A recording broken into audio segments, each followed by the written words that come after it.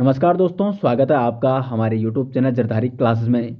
दोस्तों, Uttarakhand परीक्षावाणी MCQ series का आज ये सेकंड पार्ट है और हमारी ये चैप्टर वाइज परीक्षावाणी एमसीक्यू सीरीज जो चल रही है, इसमें हम आपको परीक्षावाणी के सभी एमसीक्यू क्वेश्चनों को यहाँ पे कवर करेंगे और सभी क्वेश्चनों को यहाँ पे डिटेल्स में एक्सप्लेन भी करेंगे।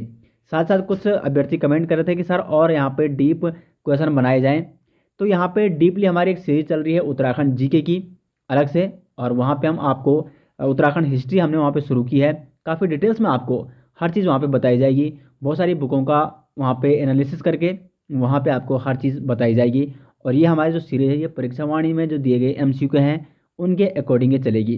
तो चलिए दोस्तों, आज की वीडियो शुरू करते हैं। आज का पहला क्वेश्चन है यहाँ पे, स्कंद पुराण में गढ़वाल के लिए प्रयुक्त नाम। तो स्कंद पुराण में गढ़वाल को कहा जाता है केदारखंड, जबकि मानस खंड किसे कहा जाता है? कुमाऊं को स्कंद पुराण में मानस खंड कहा जाता है। उत्तराखंड को हिमवंत किस में कहा जाता है? तो उत्तराखंड को हिमवंत कहा जाता है बौद्ध साहित्य में।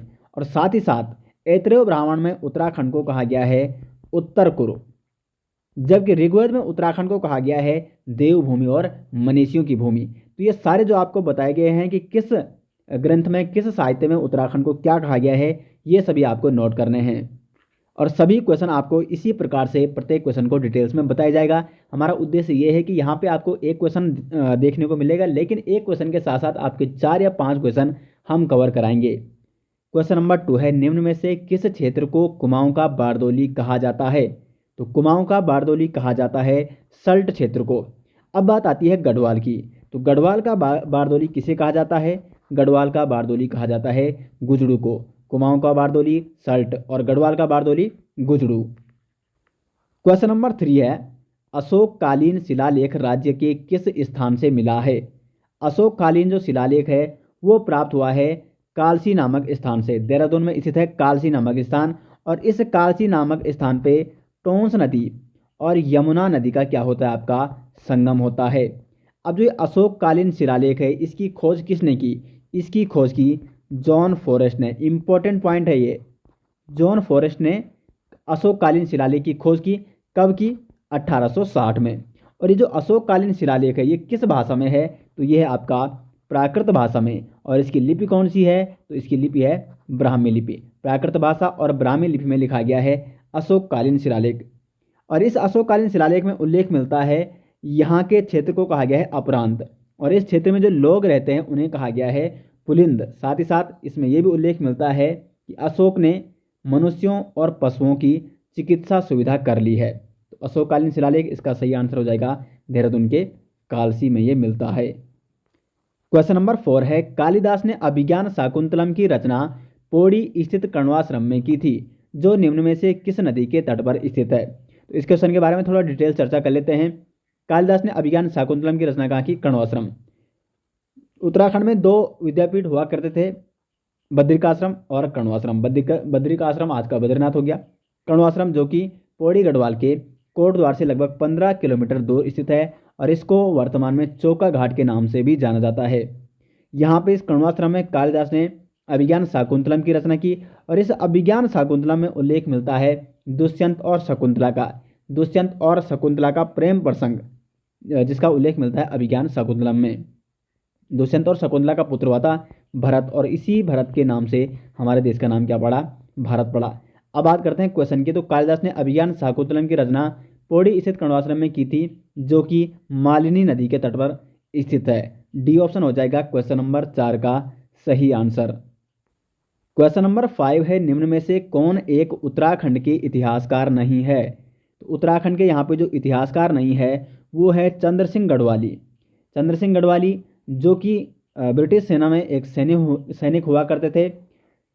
3 सितंबर 1914 को ये ब्रिटिश सेना में भर्ती हुए थे, और उसके बाद 1915 हो गया, 1917 हो गया, 1918 इन्होंने बहुत सारे युद्ध भी लड़े थे।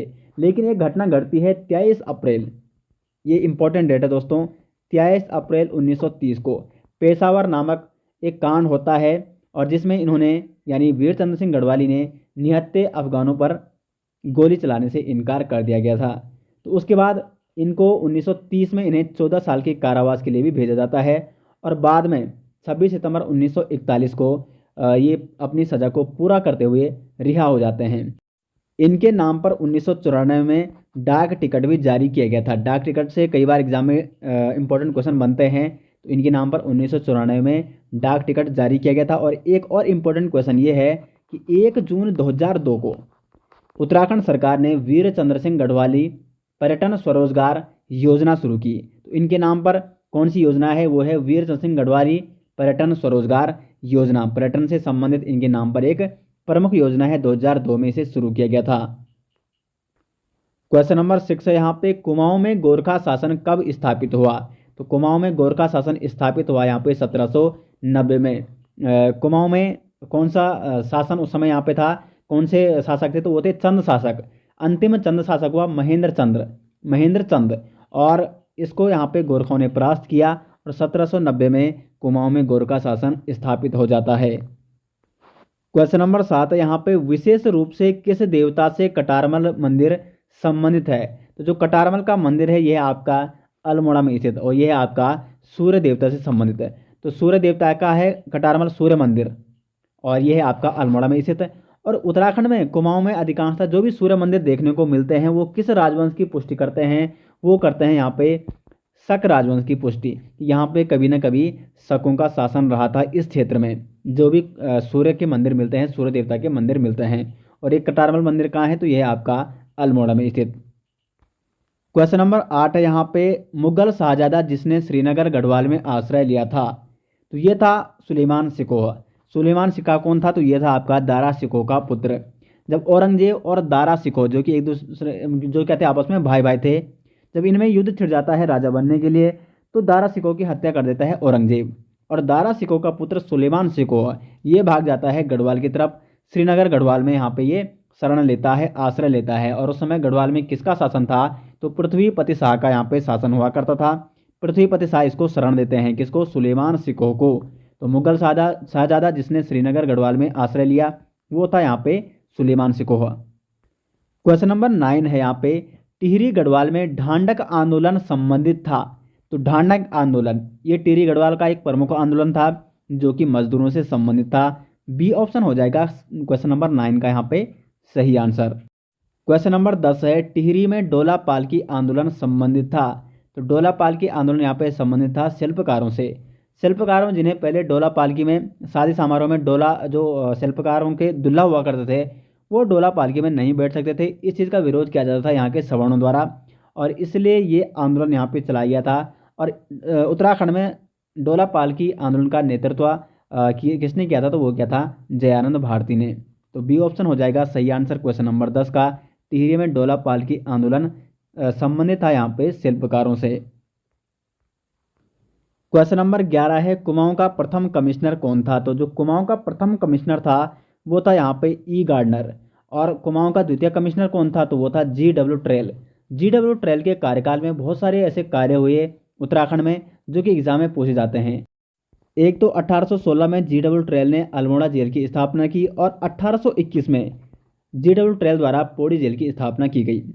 एक और इम्पोर्टेंट प्रश्न ये बनता है, 1819 में उत्तराखंड में पटवारी पद का सृजन किया, और वो किसने किया? वो भी जी.डब्ल्यू. ट्रेल द्वारा किया गया था। तो ये सारे इंपॉर्टेंट चीज़ें हैं जो आपको यहाँ पे नोट करनी है। तो प्रथम कमिश्नर था ई गार्डनर, द्वितीय कमिश्नर था यहाँ पे जी.डब्ल्यू. ट्रेल, तृतीय था कर्नल गोयन, चौथा था लॉसिंगटन, और पांचवा था जे.एन. बेटन, और छठा था हेनरी रेमजे। तो 5 या 6 तक आपको याद करना है, क्योंकि अब जो यूकेटीसी जो आयोग है वो इस प्रकार से क्वेश्चन पूछने लग गया है कि चौथे या 5वें नंबर का कमिश्नर कौन था। इस प्रकार से एक क्वेश्चन हाल ही फिलहाल किसी एग्जाम में बना था। क्वेश्चन नंबर 12 है, चांदपुर गढ़ का राज्य स्थित था। तो चांदपुर गढ़ का जो राज्य था वो था आपका चमोली में स्थित। चमोली में हुआ करता था चांदपुर गढ़। और ये चांदपुर गढ़ का शासक कौन था? वो था भानु प्रताप। भानु प्रताप ने अपनी पुत्री का विवाह किससे कराया? कनकपाल से। क्योंकि यहाँ पे चांदपुर गढ़ के थोड़ी ही नीचे यहाँ पे एक और गढ़ मिलता है इसी के आसपास, जिस गढ़ का नाम है यहाँ पे कौनपुर गढ़, जो कि किसका गढ़ था? जो था यहाँ पे कनकपाल का गढ़। कनकपाल कौन था? पंवार वंश का ही राजा था। पंवार वंश की स्थापना किसने की? कनकपाल ने की थी। और हम ये भी कह सकते हैं कि जो पंवार वंश की नींव पड़ी वो कहाँ से पड़ी? चांदपुर गढ़ से ही पड़ी, जो कि चमोली में स्थित है। क्वेश्चन नंबर 13 है, उत्तराखंड के प्रसिद्ध ऐतिहासिक स्थल गोविसवाण की पहचान की गई। तो गोविसाण है जो इसकी पहचान की गई काशीपुर से। बी ऑप्शन हो जाएगा सही आंसर। और ये जो काशीपुर में गोविसाण यहाँ पे ये इस चीज़ की पुष्टि करता है कि यहाँ पे कभी न कभी कुषाण वंश का शासन रहा होगा उत्तराखंड में। कुषाण वंश से संबंधित 3 प्रमुख यहाँ पे हमें क्या मिलते हैं, स्रोत मिलते हैं। एक तो वीरभद्र ऋषिकेश में, एक मोरध्वज जो कि कोटद्वार में स्थित है, और एक गोविसाण जो कि काशीपुर में स्थित। ये 3 प्रमुख ऐसे स्थल है जहाँ से हमें कुषाण वंशों के बहुत सारे स्रोत प्राप्त होते हैं, जिससे इस बात की पुष्टि होती है कि उत्तराखंड में कहीं ना कहीं कुषाणों का भी शासन रहा होगा। क्वेश्चन नंबर 14 यहाँ पे प्रसिद्ध गुफा शैलचित्र लाखू उड्यार स्थित है। तो लाखू उड्यार आपका स्थित है अल्मोड़ा में। बी ऑप्शन हो जाएगा सही आंसर। और इस लाखू उड्यार की खोज 1968 में की गई MP जोशी द्वारा, यानी महेश्वर प्रसाद जोशी द्वारा 1968 में इस लाखू उड्यार की खोज की गई थी अल्मोड़ा में। और ये जो लाखू उड्यार स्थित है आपका इस कौन सी नदी के तट पर स्थित है, सुयाल नदी के तट पर। कौन सी नदी, सुयाल नदी के तट पर स्थित है लाखू उड्यार। और यहाँ के जो शैलचित्र प्राप्त होते हैं, यहाँ पे एक तो मानव के और पशुओं के शैलचित्र प्राप्त होते हैं इस गुफा में, और साथ ही साथ जो ये शैलचित्र हैं ये किससे संबंध है, किससे समरूपता दिखाते हैं, जो भीमबेटका शैलचित्र हैं जो कि मध्य प्रदेश में स्थित है भीमबेटका शैलचित्र, कहीं ना कहीं उनसे ये लाखू उड्यार के शैलचित्र क्या है, समरूपता दिखाते हैं। तो एग्जाम में इंपॉर्टेंट क्वेश्चन बन सकता है इस प्रकार से कि किस उड्यार या किस गुफा के शैलचित्र मिलते हैं भीमबेटका शैलचित्र से। तो वह है आपके लाखू उड्यार जो कि अल्मोड़ा में स्थित है। क्वेश्चन नंबर 15 है अल्मोड़ा कांग्रेस की स्थापना किस वर्ष हुई। 1912 में हुई थी अल्मोड़ा कांग्रेस की स्थापना। डी ऑप्शन हो जाएगा इसका सही आंसर। क्वेश्चन नंबर 16 है चंद का अंतिम राजा कौन था। तो चंद का जो अंतिम राजा था, ऑप्शन यहाँ पे दीपचंद, महेंद्र चंद, शिवचंद या मोहनचंद। चंद का अंतिम राजा कौन था, महेंद्र चंद। और महेंद्र चंद के बाद चंद समाप्त हो जाता है और उसके बाद यहाँ पे किसका शासन होता है कुमाऊं में, तो वो है गोरखाओं का यहाँ पे आधिपत्य हो जाता है। और उसके बाद गोरखाओं को यहाँ पे भगाकर फिर यहाँ पे कौन शासन करते हैं कुमाऊं में, वो करते हैं ब्रिटिश। क्वेश्चन नंबर 17 है सरला बहन का मूल नाम क्या था। सरला बहन का मूल नाम था यहाँ पे कैथरीन हेलीमन। ए ऑप्शन हो जाएगा इसका सही आंसर। और कैथरीन हेलीमन यानी सरला बहन ने, एक इंपॉर्टेंट क्वेश्चन इनसे ये पूछा जा सकता है, 1941 में इन्होंने कौसानी में लक्ष्मी आश्रम की स्थापना की थी। कहाँ की थी, कौसानी में इन्होंने 1941 में लक्ष्मी आश्रम की स्थापना की थी। और गढ़वाल और कुमाऊं में पर्यावरण संरक्षण में इन्होंने महत्वपूर्ण भूमिका निभाई थी कैथरीन हेलीमन, जिनका नाम क्या है, सरला बहन, और मूल नाम है इनका कैथरीन हेलीमन। क्वेश्चन नंबर 18 है बेगार आंदोलन कब और कहां से प्रारंभ हुआ था। तो जो बेगार आंदोलन शुरू हुआ था ये हुआ था 13-14 जनवरी 1921 को बागेश्वर से। कौन सी नदी के तट पर, सरयू नदी के तट पर। और साथ ही साथ एक चीज़ आपको एक और इम्पोर्टेंट चीज़ नोट करनी है कि इस आंदोलन का नेतृत्व किसने किया था, बद्रीदत्त पांडे ने मुख्य रूप से इस आंदोलन का नेतृत्व किया था। एक और चीज़ यहाँ पे इम्पोर्टेंट आप ये नोट कर सकते हो यहाँ पे कि जब बेगार आंदोलन यहाँ पे जब ये आंदोलन यहाँ पे चल रहा था 13-14 जनवरी को, उस समय इस समय मतलब जब ये बेगार आंदोलन समाप्त हुआ था, क्योंकि 14 जनवरी को यहाँ पे ये कुली बेगार प्रथा समाप्त हो जाती है उत्तराखंड में। और इसमें महत्वपूर्ण भूमिका निभाते हैं बद्रीदत्त पांडे, हरगोविंद पंत और चिरंजी लाल। इनके नेतृत्व में ये आंदोलन चलता है। उस समय यहाँ पे अल्मोड़ा का तत्कालीन डिप्टी कमिश्नर कौन था, वो था यहाँ पे डायबल। ये भी आपको नोट करना है कि जब बेगार आंदोलन समाप्त हुआ तो डायबल यहाँ पे तत्कालीन ब्रिटिश कमिश्नर था अल्मोड़ा का। और इसी आंदोलन के बाद बद्रीदत्त पांडे को कौन सी उपाधि दी गई, कुमाऊं केसरी। कुमाऊं केसरी के नाम से किसको जाना जाता है, बद्रीदत्त पांडे जी को। क्वेश्चन नंबर 19 है उत्तराखंड का बारदोली किस स्थल को कहा जाता है। तो सल्ट को ही कहा जाता है उत्तराखंड का बारदोली या कुमाऊं का बारदोली, जबकि गढ़वाल का बारदोली किसे कहा जाता है, गुजड़ू को कहा जाता है। क्वेश्चन नंबर 20 है अल्मोड़ा में होम रूल लीग की स्थापना कब हुई। अल्मोड़ा में यहाँ पे जो होम रूल लीग की स्थापना हुई थी वो हुई थी 1914 में। ए ऑप्शन हो जाएगा सही आंसर। देखो 1912 में अल्मोड़ा कांग्रेस की स्थापना होती है, इसके 2 साल बाद यानी 1914 में अल्मोड़ा में होम रूल लीग की स्थापना होती है, और 1916 में कुमाऊं परिषद की स्थापना होती है। 2-2 सालों का अंतर है। अल्मोड़ा कांग्रेस और 1914 हो गया अल्मोड़ा में होम रूल लीग, और 1916 में हो गया कुमाऊं परिषद। ये देखो कुमाऊं परिषद से संबंधित क्वेश्चन भी यहाँ पे आ चुका है। तो कुमाऊं परिषद की स्थापना कब हुई, कुमाऊं परिषद की स्थापना होती है 1916 में। और कहाँ होती है इसकी स्थापना, तो इसकी स्थापना होती है नैनीताल के मझेड़ा ग्राम में। यानी नैनीताल आपको इंपॉर्टेंट रूप से यहाँ पे नोट करना है, और जो गांव का नाम वो भी नोट कर सकते हैं। नैनीताल के मझेड़ा ग्राम में 1916 में कुमाऊं परिषद की स्थापना होती है, और इसकी अध्यक्षता उस समय किस कौन करता है, तो राय बहादुर नारायण दत्त। राय बहादुर नारायण दत्त। उसके बाद इसका जो कुमाऊं परिषद का प्रथम अधिवेशन होता है सितंबर 1917 में। इसकी अध्यक्षता करते हैं जयदत्त जोशी, और ये कहाँ होता है, अल्मोड़ा में। उसके बाद द्वितीय अधिवेशन इसका होता है 1918 में। यह कहाँ होता है, ये होता है हल्द्वानी में, और इसकी अध्यक्षता करते हैं राय बहादुर तारादत्त गैरोला। तीसरा अधिवेशन जो होता है कुमाऊं परिषद का, वो होता है 1919 में, और ये इंपॉर्टेंट है, ये होता है आपका कोटद्वार में। यानी दो जो ये अधिवेशन है, ये तो कुमाऊं में हुए, ये हुआ आपका अल्मोड़ा में, और ये हुआ आपका हल्द्वानी। तीसरा अधिवेशन गढ़वाल में यानी कोटद्वार में इसका हुआ। चौथा अधिवेशन होता है इसका 1920 में। ये सारी चीज़ें आपको नोट करनी है, इंपॉर्टेंट क्वेश्चन है दोस्तों, यहाँ से कई बार क्वेश्चन पूछे जाते हैं। चौथा अधिवेशन 1920 में हुआ था, और ये कहाँ हुआ था, काशीपुर में। इसकी अध्यक्षता की हरगोविंद पंत ने। कुमाऊं परिषद का पांचवां अधिवेशन ये हुआ था आपका 1923 में, और ये हुआ था टनकपुर में। इसकी अध्यक्षता की बद्रदत्त पांडे ने। और जो छठा अधिवेशन हुआ कुमाऊं परिषद का, ये 1926 में होता है, और ये कहाँ होता है, गनियातौली रानीखेत, जिसकी अध्यक्षता करते हैं मुकुंदीलाल। और ये 6 के 6 अधिवेशन मैंने आपको बताए दिए हैं। साथ ही साथ 1926 में उसके बाद कुमाऊं परिषद का विलय हो जाता है, किसके साथ, कांग्रेस के साथ कुमाऊं परिषद का विलय हो जाता है 1926 में। क्वेश्चन नंबर 22 है, रवाई कांड कहाँ हुआ, तो रवाई कांड हुआ था तिलाड़ी में, इसलिए इसको तिलाड़ी कांड के नाम से भी जाना जाता है। और ये कब हुआ था, 30 मई 1930 को। 30 मई 1930 को रवाई कांड और तिलाड़ी कांड हुआ था। और ये कांड वन आंदोलन से संबंध था, वनों से संबंधित था। और यहाँ पे जो लोग इकट्ठा हुए थे, जो भीड़ इकट्ठा हुई थी, उन निहत्ती भीड़ पर उस समय तत्कालीन जो राजा थे नरेंद्र शाह थे, टिहरी रियासत के राजा, उनके दीवान थे चक्रधर जुयाल। और चक्रधर जुयाल इन निहत्थे लोगों पर क्या चला देता है, गोली चला देता है। इसलिए चक्रधर जुयाल को क्या कहा जाता है, टिहरी का जनरल डायर के नाम से इसको जाना जाता है, क्योंकि इस घटना को माना जाता है जलियांवाला बाग हत्याकांड। जिस प्रकार हुआ था उसी प्रकार से इस घटना को भी देखा जाता है, और इसलिए चक्रधर जुयाल को कहा जाता है टिहरी का जनरल डायर। क्वेश्चन नंबर 23 है, कुमाऊं का प्रथम स्वाधीनता संग्राम सेनानी किसे माना जाता है, तो कालू मेहरा को माना जाता है कुमाऊं का प्रथम स्वतंत्रता संग्राम सेनानी, या उत्तराखंड का प्रथम स्वतंत्रता संग्राम सेनानी। कालू मेहरा ये कहाँ का था, तो ये था चंपावत जिले के बिसुंग गांव के निवासी थे कालू मेहरा।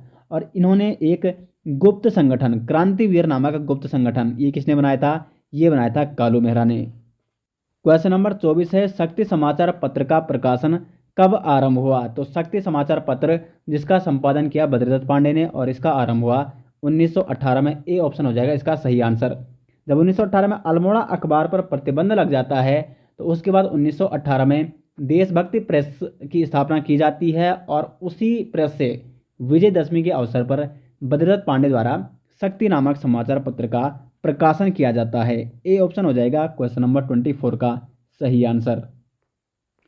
क्वेश्चन नंबर 25 है, गांधी जी ने कुमाऊं की यात्रा सर्वप्रथम कब की थी, तो गांधी जी ने कुमाऊं की यात्रा सर्वप्रथम की थी जून 1929 में। जून 1929 में गांधी जी ने सर्वप्रथम कुमाऊं की यात्रा की। ए ऑप्शन हो जाएगा इसका सही आंसर। और इसी यात्रा के दौरान ये बहुत सारे क्षेत्रों में गए कुमाऊं में, अल्मोड़ा हो गया, बागेश्वर, कोसानी में ये काफ़ी टाइम तक यानी 12 दिनों तक इन्होंने प्रवास किया था। और कोसानी को भारत का स्विट्जरलैंड किसने कहा था, तो गांधी जी ने कोसानी को क्या कहा था, भारत का स्विट्जरलैंड कहा था। क्वेश्चन नंबर 26 है, उत्तराखंड में डोला पालकी आंदोलन के प्रवर्तक कौन थे, उत्तराखंड में डोला पालकी आंदोलन, इसके प्रवर्तक थे जयानंद भारती। ए ऑप्शन हो जाएगा सही आंसर। और डोला पालकी आंदोलन का संबंध है शिल्पकारों से, ये मैं आपको पिछले क्वेश्चन में बता चुका हूँ। क्वेश्चन नंबर 27 है, बिस्नी देवी कौन थी, एक कवित्री, एक समाज सुधारक, एक लेखिका, या एक स्वतंत्रता सेनानी। डी ऑप्शन हो जाएगा सही आंसर। बिस्नी देवी थी एक स्वतंत्रता सेनानी। बिस्नी देवी कहाँ की थी, बागेश्वर की। और ये स्वतंत्रता संग्राम के दौरान जेल जाने वाली उत्तराखंड की प्रथम महिला है। एग्जाम में आ सकता है कि स्वतंत्रता संग्राम के दौरान जेल जाने वाली उत्तराखंड की प्रथम महिला कौन थी, बिस्नी देवी, एक स्वतंत्रता संग्राम सेनानी। मई 1930 में बिस्नी देवी शाह ने महिलाओं का नेतृत्व किया, और अल्मोड़ा नगर पालिका पर इन्होंने झंडा फहराया था। और दिसंबर 1930 में इन्हें गिरफ्तार कर अल्मोड़ा जेल भेजा गया था और इस प्रकार स्वतंत्रता संग्राम के दौरान जेल जाने वाली ये पहली उत्तराखंड की महिला थी, बिस्नी देवी शाह। क्वेश्चन नंबर 28 है, किसने महात्मा गांधी जी की दांडी यात्रा में भाग लिया था? तो देखो, उत्तराखंड से 3 व्यक्तियों ने गांधी जी की दांडी यात्रा में भाग लिया था। मैं आपको नाम बता रहा हूँ और आपको एक एक करके वो तीनों व्यक्तियों के नाम यहाँ पे नोट करने हैं। ज्योतिराम कांडपाल नंबर 1, नंबर 2 है भैरव दत्त जोशी और नंबर 3 है यहाँ पे गोरखवीर खड़क बहादुर। ये 3 व्यक्ति ऐसे थे जिन्होंने गांधी जी की दांडी यात्रा में महात्मा गांधी जी के साथ इन्होंने इस दांडी यात्रा में भाग लिया। तो यहाँ पे ऑप्शन है भैरव दत्त जोशी, तो यहाँ पे डी ऑप्शन सही आंसर हो जाएगा 28 का। 3 आदमी कौन थे? ज्योतिराम कांडपाल, भैरव दत्त जोशी और गोरखवीर खड़क बहादुर, उत्तराखंड से, जिन्होंने दांडी यात्रा में भाग लिया था। क्वेश्चन नंबर 29 है, गढ़केसरी नाम से प्रसिद्ध स्वतंत्रता संग्राम सेनानी गुमानी पंत, भद्रत जोशी, अनुसुईया प्रसाद बहुगुणा या इंद्रमणि बडोनी? इसका हो जाएगा सही आंसर, अनुसुईया प्रसाद बहुगुणा जी को कहा जाता है गढ़ केसरी, जबकि कुमाऊं केसरी किसको कहा जाता है? बद्रीदत्त पांडे को, और गढ़ केसरी कहा जाता है अनुसुईया प्रसाद बहुगुणा को। क्वेश्चन नंबर 30 है, यहाँ पे टिहरी राज्य किस तिथि को उत्तर प्रदेश में सम्मिलित हुआ? तो टिहरी राज्य, जो कि टिहरी रियासत या टिहरी राज्य हुआ करता था पहले, यहाँ पे पंवार वंश के राजाओं का शासन हुआ करता था। और ये जो टिहरी रियासत है ये उत्तर प्रदेश में कब सम्मिलित हुआ? 1 अगस्त 1949 को। ए ऑप्शन हो जाएगा सही आंसर। और टिहरी रियासत का अंतिम राजा वो कौन था? मानवेंद्र शाह। ये भी आपको नोट करना है। क्वेश्चन नंबर 31 है, जनवरी 1921 में निम्न में से किस स्थान पर सरयू नदी तट पर कुली बेगार न देने की शपथ ली गई? बागेश्वर। सी ऑप्शन हो जाएगा, बागेश्वर में सरयू नदी के तट पर 14 जनवरी 1921 को ये शपथ ली गई कि कुली बेगार नहीं देंगे। कुली बेगार के बारे में आप सभी जानते होंगे। बेगार का मतलब होता है यहाँ पे बिना किसी को सैलरी दिए, बिना किसी को पैसे दिए उससे बेगारी कराना, उससे कार्य कराना। तो ये प्रथा थी उत्तराखंड में, और अंग्रेज लोग यहाँ पे आते थे और बिना पैसे दिए यहाँ के लोगों से अपना काम निकलवाते थे, अपना सामान ढुलवाते थे, और इस चीज़ का यहाँ के लोगों ने विरोध किया। ये उनके सम्मान के विरुद्ध था, इसलिए यहाँ पे जनवरी 1921 को कुली बेगार प्रथा को समाप्त किया गया और उसकी शपथ ली गई बागेश्वर के सरयू नदी के तट पर। क्वेश्चन नंबर 32 है, 84 दिन यानी 84 दिन की भूख हड़ताल के बाद 25 जुलाई 1944 को किसका निधन हो जाता है? श्रीदेव सुमन का निधन हो जाता है 84 दिन की भूख हड़ताल के बाद। जब श्रीदेव सुमन की मृत्यु हो जाती है, शहीद हो जाते हैं श्रीदेव सुमन 84 दिन की भूख हड़ताल के बाद 25 जुलाई 1944 को। उस समय देखो, इस समय राजा कौन थे? इस समय थे यहाँ पर राजा नरेंद्र शाह, लेकिन इनकी काफ़ी निंदा होने लगती है और नरेंद्र शाह 1946 में त्याग पत्र देते हैं और इनका पुत्र था मानवेंद्र शाह, जो कि उसके बाद राजा बन जाता है। लेकिन वो भी कुछ समय तक ही वो यहाँ पे राजा रह पाते हैं मानवेंद्र शाह। उसके बाद यहाँ पे 1 अगस्त 1949 को टिहरी रियासत का विलय हो जाता है भारत में, यानी उत्तर प्रदेश के एक जिले के रूप में। क्वेश्चन नंबर 33 है, अल्मोड़ा अखबार का प्रकाशन किस वर्ष शुरू हुआ था? तो अल्मोड़ा अखबार का जो प्रकाशन हुआ था वो हुआ था 1871 को। और किसने इस अल्मोड़ा अखबार की स्थापना की? बुद्धि वल्लभ पंत ने। और अल्मोड़ा अखबार पर प्रतिबंध कब लगा? 1918 में। 1871 से लेकर 1918 तक चलता रहा अल्मोड़ा अखबार, और इसकी स्थापना किसने की? बुद्धि वल्लभ पंत जी ने। क्वेश्चन नंबर 34 है, महात्मा गांधी ने अनासक्ति योग टीका कहाँ लिखी? अनासक्ति योग टीका महात्मा गांधी ने लिखी कौसानी में। इन्होंने यहाँ पे 12 दिन का प्रवास किया था, और कौसानी को महात्मा गांधी जी ने भारत का स्विट्जरलैंड भी कहा था। तो अनासक्ति योगा टीका ये कहाँ लिखी गई? महात्मा गांधी द्वारा कौसानी में। क्वेश्चन नंबर 35 है, पेशावर कांड का नायक किसे कहा जाता है? पेशावर कांड का नायक कहा जाता है यहाँ पे वीर चंद्र सिंह गढ़वाली जी को। बी ऑप्शन हो जाएगा यहाँ पे सही आंसर। और ये पेशावर कांड जो घटा था ये कब घटा था? 23 अप्रैल 1930 को। यहाँ पे इन्होंने निहत्थे अफगानों के खिलाफ गोली चलाने से इनकार कर दिया गया था, और इसीलिए इनको कहा जाता है पेशावर कांड का नायक वीर चंद्र सिंह गढ़वाली जी को। क्वेश्चन नंबर 36 है, कत्यूरी राजवंश के संस्थापक कौन थे? कत्यूरी राजवंश जो कि उत्तराखंड का एक प्रमुख राजवंश था, और इसके संस्थापक थे बसंत देव। कत्यूरी राजवंश और कार्तिकेयपुर राजवंश लगभग एक ही था। कई इतिहासकारों ने इसको एक ही माना है, कुछ इतिहासकार इसको अलग भी मानते हैं, लेकिन अधिकांशतः जो उल्लेख मिलते हैं वो ये साबित करते हैं कि कत्यूरी राजवंश और कार्तिकेयपुर राजवंश एक ही था। तो इनका संस्थापक कौन था? बसंत देव। और इसका उल्लेख कहाँ मिलता है? इसका उल्लेख मिलता है बागेश्वर के त्रिभुवन राज शिलालेख में।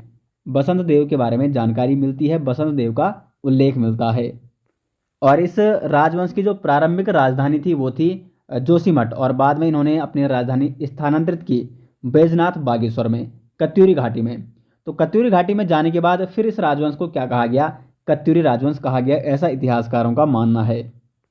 क्वेश्चन नंबर 37 है, राज्य का प्रथम स्वतंत्रता सेनानी। ये शायद क्वेश्चन रिपीट हो चुका है, तो ये है कालू मेहरा हो जाएगा इसका सही answer, D option right answer. Question number 38 है, गोरखिया उड्यार स्थित है। तो जो गोरखिया उड्यार यानी गोरखिया गुफा है, ये स्थित है आपकी चमोली जनपद में। और इसके खोजकर्ता कौन है? किसने गोरखिया गुफा की खोज की थी? राकेश भट्ट ने। और ये गोरखिया गुफा कहाँ स्थित है? अलकनंदा नदी घाटी में, या आप कह सकते हैं पिंडर नदी के तट पर। यहाँ पे डुगरी गांव है और वहाँ पे स्थित है गोरखिया गुफा। और ये पिंडर नदी किसकी सहायक नदी है? अलकनंदा की सहायक नदी। इसीलिए गोरखिया गुफा को कहा जाता है कि ये क्या है? अलकनंदा नदी घाटी में स्थित है। और यहाँ पे गुलाबी और लाल रंग के यहाँ पे शैल चित्र प्राप्त हुए। और डॉक्टर यशोधर मठपाल के अनुसार यहाँ पे टोटल 41 आकृतियाँ प्राप्त हुई थी, जिसमें 30 मानव आकृतियाँ हैं, 8 पशु आकृतियाँ हैं और 3 पुरुषों की आकृतियाँ हैं। तो डॉक्टर यशोधर मठपाल क्या कहते हैं कि यहाँ पे गोरखिया उद्यान में टोटल 41 आकृतियाँ या शैल चित्र हमें प्राप्त हुए हैं। क्वेश्चन नंबर 39 है, उत्तरांचल राज्य निर्माण के समय केंद्र में किस पार्टी की सरकार थी? तो केंद्र में उस समय थी एनडीए की सरकार, यानी राष्ट्रीय जनतांत्रिक गठबंधन। बी ऑप्शन हो जाएगा इसका सही आंसर। जब उत्तरांचल राज्य का निर्माण हुआ 9 नवंबर 2000 को उत्तरांचल राज्य का निर्माण होता है, और उस समय देश का 27वें राज्य के रूप में उत्तराखंड का निर्माण होता है। इसकी अस्थायी राजधानी बनाई जाती है देहरादून, जबकि स्थायी राजधानी गैरसैंण है, लेकिन अभी तक वो वैसी ही है।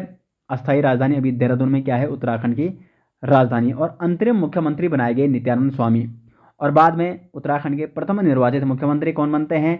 एनडी तिवारी। और 1 जनवरी 2007 को उत्तरांचल राज्य का नाम क्या कर दिया जाता है? परिवर्तित कर दिया जाता है, और इसका नाम रखा जाता है उत्तराखंड। और आज उत्तराखंड का नाम उत्तराखंड ही है।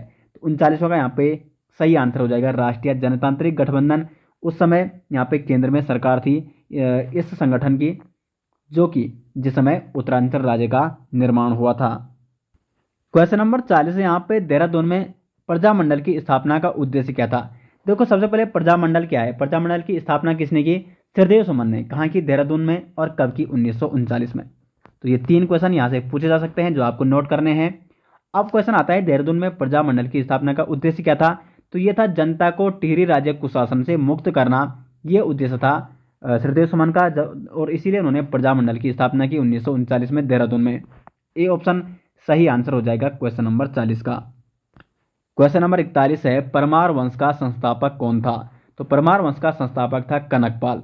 कनकपाल ने चांदपुर गढ़ के राजा भानु प्रताप की पुत्री से विवाह किया। और वहाँ पे एक और अन्य गढ़ भी मिलता है, कौनपुर गढ़, जिससे ये प्रमाणित होता है कि यहाँ पे कनकपाल ने पंवार वंश की स्थापना की। तो पंवार वंश का संस्थापक कनकपाल, बी ऑप्शन हो जाएगा सही आंसर। क्वेश्चन नंबर 42 है, कुली बेगार आंदोलन कहाँ शुरू हुआ? तो कुली बेगार आंदोलन शुरू हुआ था बागेश्वर में। ए ऑप्शन हो जाएगा क्वेश्चन नंबर 42 का सही आंसर। क्वेश्चन नंबर 43 है, कुमाऊं में चंद शासन का जन्मदाता था। तो कुमाऊं में चंद शासन का जन्मदाता या चंद वंश का जो संस्थापक था वो था राजा सोमचंद। डी ऑप्शन हो जाएगा सही आंसर। इसको चंद वंश का संस्थापक माना जाता है। और इसने अपनी राजधानी कहाँ बनाई? चंपावत। और चंपावत में राजबुंगा किला, इसका निर्माण किसने किया? चंपावत में राजबुंगा किला का निर्माण तो वो भी किया था राजा सोमचंद ने। सोमचंद जो कि शिव का उपासक था। और इसके 4 किलेदार इसने नियुक्त किए थे, कार्की, बोड़ा, तड़ागी और चौधरी। ये 4 किलेदार कौन थे? कार्की, बोड़ा, तड़ागी और चौधरी, जिनको 4 आल के नाम से भी जाना जाता है। क्वेश्चन नंबर 44 है, चेतु और मणकु नामक चित्रकार को किस राजा ने अपने दरबार में आश्रय दिया था? इसका सही आंसर हो जाएगा सुदर्शन शाह। सुदर्शन शाह जो कि टिहरी रियासत का प्रथम राजा था, इसने चेतु और मणकु नामक ये 2 चित्रकार थे, इनको इसने अपने दरबार में क्या दिया था? शरण दी थी, आश्रय दिया था। सी ऑप्शन हो जाएगा क्वेश्चन नंबर 44 का सही आंसर। क्वेश्चन नंबर 45 है, कालू मेहरा का संबंध किससे था? चिपको आंदोलन से, क्रांतिवीर संगठन से, राज्यसभा से या उपरोक्त में से कोई नहीं? इसका सही आंसर हो जाएगा क्रांतिवीर संगठन से। कालू मेहरा जो कि उत्तराखंड का प्रथम स्वतंत्रता संग्राम सेनानी माना जाता है। और कालू मेहरा ने क्रांतिवीर नामक संगठन बनाया था, एक गुप्त संगठन, यानी बी ऑप्शन हो जाएगा 45 का सही आंसर। क्वेश्चन नंबर 46 है, चांदपुर गढ़ साम्राज्य स्थापित हुआ था। तो ये चांदपुर गढ़ साम्राज्य था आपका चमोली में, और यहाँ का राजा कौन था? भानु प्रताप। क्वेश्चन नंबर 47 है, किसने काशीपुर में प्रेम सभा की स्थापना की थी? तो गोविंद वल्लभ पंत जी ने, सी ऑप्शन हो जाएगा सही आंसर। गोविंद वल्लभ पंत जी ने काशीपुर में प्रेम सभा की स्थापना की थी। अब सवाल ये बनता है कि काशीपुर में प्रेम सभा की स्थापना कब की गई? गोविंद वल्लभ पंत जी के द्वारा 1914 में। साथ साथ एक और इम्पोर्टेंट क्वेश्चन है, 1903 में पंडित गोविंद वल्लभ पंत जी ने हैप्पी क्लब की स्थापना की।